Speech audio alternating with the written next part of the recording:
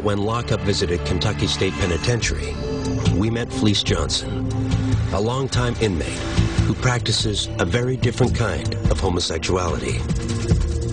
But we have sexual desires, right? So you got a bunch of men locked up in one place. All of them get hard. All of them's horny. All of them got sexual desires. So what are they going to do? You won't let them have a woman. They gonna have each. Somebody's gonna have to give us some booty, and it's just as simple. The most memorable story that Fleece told us was about the place and importance that booty has in a maximum security penitentiary, and he went on about it and on about it. In his prison, booty was more important than food. Booty, a man's butt. It was more important. I'm serious. It was more booty, having some booty was more important than drinking water, man. I like booty. Johnson went on to tell our crew how he used to satisfy his sexual desires, especially during the 1970s and 80s, when he was most active and prison security was more lax.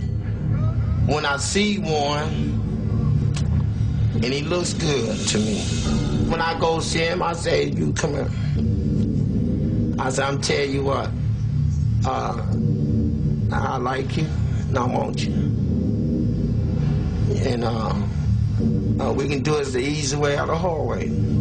So the choice is yours, right? And it was always yes. Johnson also had a warning for the new generation of inmates. They might be asking for trouble from old-timers. You know, they got this thing where they sag their pants past their butt. It's a style. They call it some sort of gangster style. You know, it's sexy to us, right? And see, but they weren't prepared for this, right? So you sag your pants in her, man, somebody be up in your butt, you know, and it's just that simple. Johnson even let the lockup crew know that when he was in his prime, they wouldn't be safe from his advances either.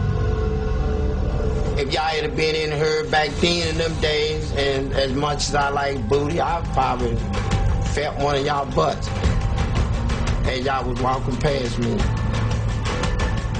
and dares you to say something. I'm not no shame in my game. This is nothing that I'm ashamed to admit. I am what I am. I'm a warrior too, you know, so let that be known. I'm a warrior.